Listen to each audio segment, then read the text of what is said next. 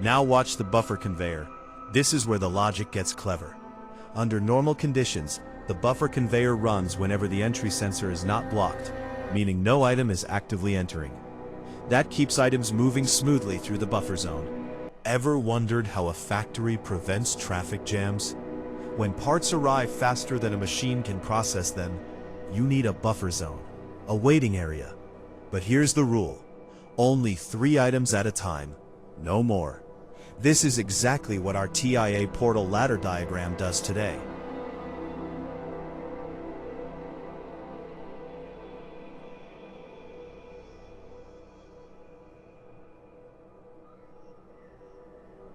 In industrial automation, a queue, or buffer zone, is simply a waiting area with rules. Items enter, they wait. They exit in the same order they arrived. First in, first out. No cutting in line, no piling up. But here is the key.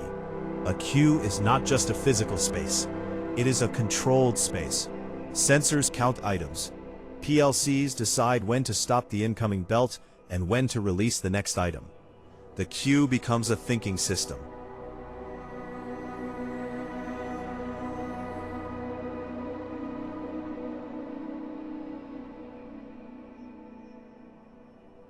Where do you find item queues? Everywhere. Let's start with manufacturing.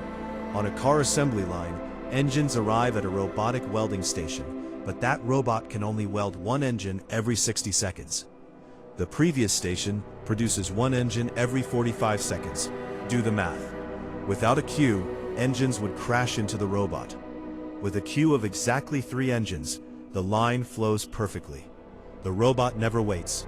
The previous station never stops. Production maximizes.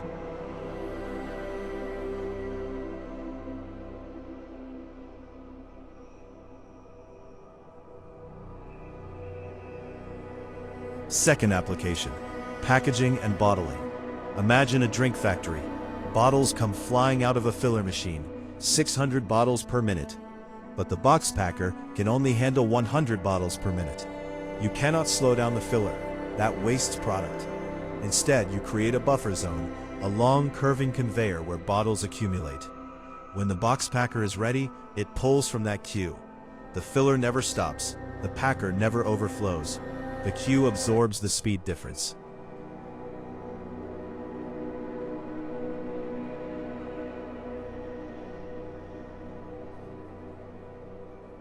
Third, pharmaceuticals. Here, queues are not about speed. They are about quality control. Vials pass through an inspection machine that rejects defective ones, but after rejection, the line needs to regroup. A small buffer zone allows the next machine to keep running while rejected vials are removed. Without that queue, every rejection would stop the entire line. With it, the line flows smoothly.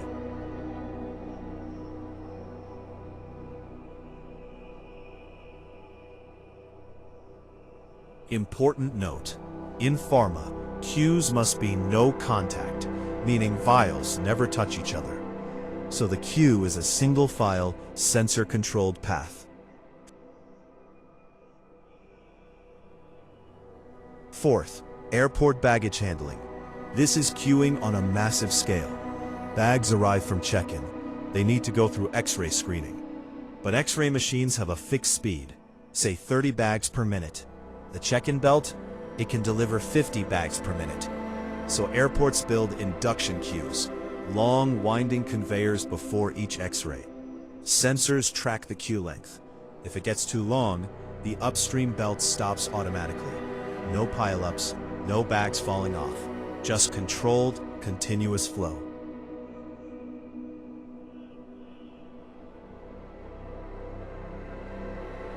So why are queues this important? 3 reasons. Number 1, decoupling. A queue separates fast machines from slow machines. The fast one doesn't wait, the slow one isn't overwhelmed. They work independently. Number 2, bottleneck protection. Every production line has a slowest station, the bottleneck. A queue before that bottleneck ensures it never runs out of work. Maximum utilization. Number 3, continuous production. No starting and stopping, no wasted cycles, just smooth, non-stop flow. In manufacturing, time is money, and queues save both. But a passive queue, just empty space, is useless. You need a smart queue. That's where our PLC comes in. Sensors count items in, sensors count items out. The PLC tracks the current queue length. When the queue hits maximum capacity, say 3 items, the PLC stops the incoming conveyor. When items exit and space opens up, the PLC restarts it automatically. This is exactly what we programmed in our video. 2 up counters, 2 conveyors, and a self-resetting loop. The queue becomes an active, intelligent buffer. So next time you see a line of products waiting on a conveyor, remember, it's not a backup. It's a carefully calculated, PLC-controlled buffer, designed to decouple machines, protect bottlenecks, and keep production running non-stop. Queues are everywhere. Car factories, bottling plants, pharmacies, airports.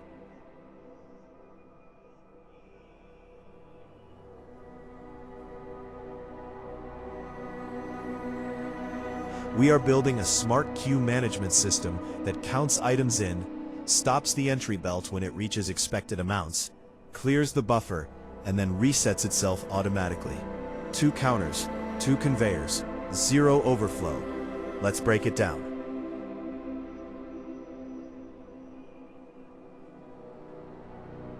Let's start at the beginning, the entry sensor.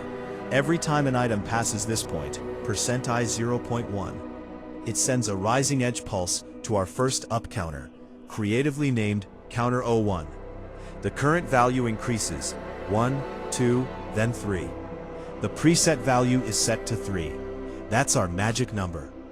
The moment the third item enters, the counter's output queue turns on, and that triggers 2 actions instantly. First, a memory bit called tag 3, %M 0.1, turns on, signaling queue full. Second, a normally closed contact feeding the entry conveyor, %Q 0.0, opens. The conveyor stops immediately. No fourth item allowed. The queue is locked. Now watch the buffer conveyor. This is where the logic gets clever. Under normal conditions, the buffer conveyor runs whenever the entry sensor is not blocked, meaning no item is actively entering. That keeps items moving smoothly through the buffer zone. But here's the twist. When the queue becomes full, tag 3 is on, a normally open parallel contact closes, bypassing the entry sensor entirely. That forces the buffer conveyor to run no matter what. Why? Because we need to clear those 3 items out of the buffer to make room for the next batch. Push everything forward, now. As items leave the buffer zone, they pass the exit sensor, %I 0.2. Each exit triggers our second up counter. Preset value is again 3. When the second item clears the exit, counter 02's output turns on. And what does it do? It activates the reset bit, %M 0.2. Now here is the beautiful feedback loop. That reset bit is wired directly back to the reset input of counter 01. The moment it activates, counter 01 resets to 0. Tag 3 turns off. The normally closed contact to the entry conveyor closes again, and the entry conveyor restarts automatically. The system is ready for the next batch. No manual intervention, no buttons, pure autonomous cycle. Let's watch this cycle live in Factory I/O. Items arrive on the entry conveyor. Sensor counts 1, 2, 3. At 3 items, the entry conveyor freezes. Queue full. Now the buffer conveyor, forced on by the full signal, pushes both items forward. First item passes the exit sensor. Second item passes the exit sensor. Third item passes the exit sensor. Counter 02 hits 3. Reset triggers. Counter 01 clears. Entry conveyor restarts, and the next batch begins. This loop will continue forever, perfectly managing a 3-item buffer without ever overflowing. No PLC programmer required once it's running. It just works. So here is your takeaway. 2 up counters, 1 for entry, 1 for exit. A buffer conveyor that runs normally but forces itself on when full, and an automatic reset loop that restarts the entire process. This is how real factories manage limited buffer zones, whether it's 3 items or 300. The logic scales. Build it, simulate it, watch those items flow. And now you know how to control them. And as always, see you in the next project.